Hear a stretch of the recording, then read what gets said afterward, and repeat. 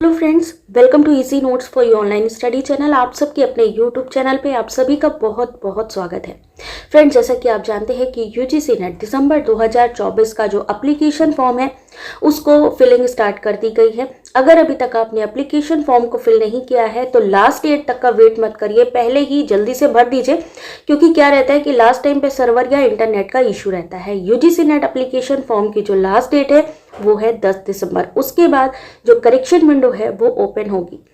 Exam date भी आ चुकी है, तो यूजीसी नेट का जो एग्जाम है 1 जनवरी से 19 जनवरी के बीच में होगा। बट यहाँ पर अगर एप्लीकेशन फॉर्म की, क्योंकि लास्ट टाइम पे कभी कभी इंटरनेट इशू या टेक्निकल इशू आ जाता है, तो एग्जाम डेट बढ़ने की संभावना रहती है, एप्लीकेशन फॉर्म की भी बढ़ने की संभावना रहती है। लेकिन फिर भी किसी उसमें मत रहिएगा, आप फटाफट पहले ही फॉर्म फिलिंग कर दीजिए, मच बेटर है।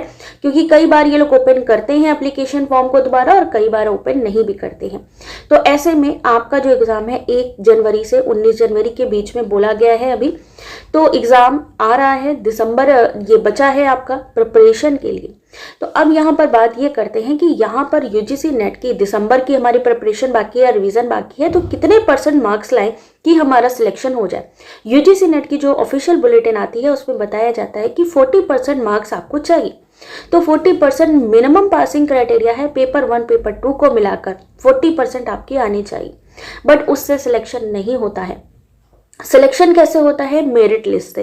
अगर आपके 40% मिनिमम आते हैं दोनों को मिला के, तो ही आपका मेरिट में नाम जाएगा। लेकिन मेरिट में भी आपका नाम आना चाहिए लिस्ट में।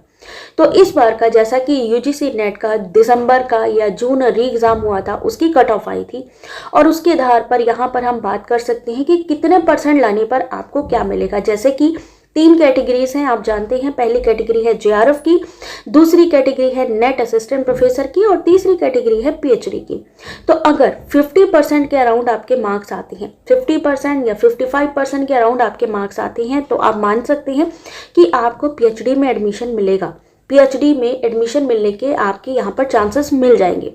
दूसरी बात, 60% लाते हैं तो नेट असिस्टेंट प्रोफेसर के लिए एलिजिबल हो जाते हैं। पीएचडी वाले नेट असिस्टेंट प्रोफेसर के लिए एलिजिबल नहीं होंगे, उनको दोबारा एग्जाम देना होगा अगर उनको असिस्टेंट प्रोफेसर बनना है। इसलिए कोशिश ये कीजिए कि कम से कम 60% तो आपके आए ही, जिससे कि ना सिर्फ असिस्टेंट प्रोफेसर के लिए एलिजिबल हो जाएंगे, पीएचडी के लिए एलिजिबल हो जाएंगे, और ये जो नेट सर्टिफिकेट है आपका लाइफ टाइम के लिए वैलिड रहेगा। उसके अलावा जेआरएफ की अगर हम बात करते हैं तो जेआरएफ का कैटेगरी, इसमें आपको कम से कम 70% मार्क्स लाने होंगे। कुछ ऐसे भी सब्जेक्ट्स हैं जिसमें कंपटीशन कम होता है, तो वहाँ पर कई ऐसे सब्जेक्ट है जिसमें 65% पर भी जेआरएफ मिल जाता है। तो ये डिपेंड करता है कि कौन सा ऐसा सब्जेक्ट है पर्टिकुलर जिसमें कम कंपटीशन है, तो उसमें 65 से 70% के भी बीच अगर आ जाते हैं तो आपका जेआरएफ हो सकता है। तो यहाँ पर कहने का ये मतलब है कि 40% पर ही डिपेंडेंट मत रहिए। यहाँ पर मेरिट लिस्ट से आपका सिलेक्शन होता है, चाहे वो पीएचडी के लिए हो, चाहे नेट असिस्टेंट प्रोफेसर के लिए हो, या फिर जेआरएफ के लिए। तो उसके लिए आपको हाई मेरिट जाती है। अपने सब्जेक्ट के अकॉर्डिंग लास्ट ईयर का कट ऑफ देख लीजिए, आपको काफ़ी हद तक पता चल जाएगा कि आपको मिनिमम कितने मार्क्स चाहिए। हालांकि अगर हम ओवरऑल की बात करें तो ओवरऑल 70% पे जेआरएफ होता है, वहीं आपका 60% पे नेट असिस्टेंट प्रोफेसर के लिए क्वालिफाई करते हैं, और 50% के अराउंड अगर आपका आता है तो आप पीएचडी के लिए एलिजिबल होते हैं। तो इसलिए इस तरीके से तैयारी करें कि दोनों पेपर को मिला के कम से कम 60 to 70% आप ले सकें। बाकी अगर एग्जाम से रिलेटेड कोई क्वेरी होती है तो आप कमेंट करके पूछ सकते हैं। बाकी जल्दी ही एग्जाम आ रहा है, जितना ज़्यादा हो सके लाइव मॉक टेस्ट दीजिए, जितना ज़्यादा हो सके रिवीजन करिए प्रीवियस ईयर क्वेश्चन पेपर का, उसी से ही आपका जो पेपर है काफ़ी हद तक कवर हो जाएगा।